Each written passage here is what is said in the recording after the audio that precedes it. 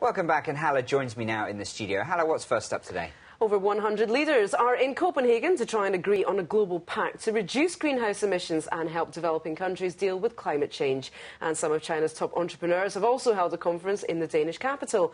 As BON's Fergus Thompson explains, they've pledged to increase efforts to reduce carbon emissions and combat climate change. Business executives representing more than 200 Chinese companies, as well as representatives from NGOs in China, attended the International Conference on Chinese Business and Climate Change in Copenhagen. Wang Shi is chairman of China's multi-billion-dollar real estate development company Vanke.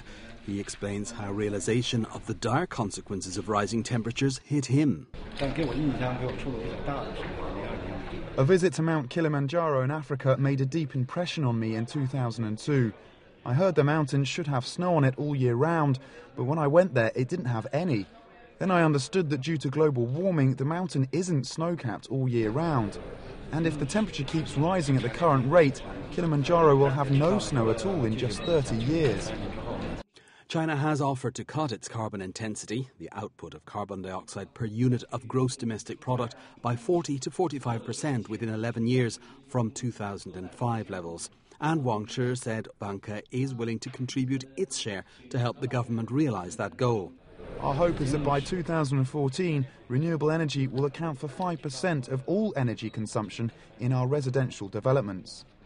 Now, while efforts by Vanke and other Chinese property developers to produce more energy-efficient buildings are certainly welcome, it is in fact the thousands of coal-fired power stations and factories across the country which produce the bulk of China's carbon emissions.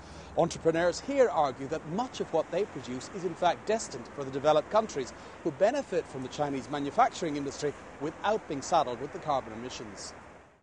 And even China's existing offer has been criticised at the negotiations, particularly by the US.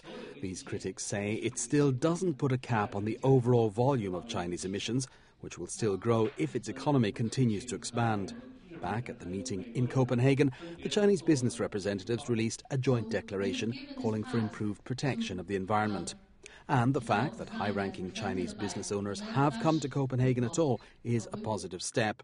It is, after all, manufacturers and other businesses from all over the world that will have to implement any carbon reduction measures their governments sign up to at Copenhagen this week.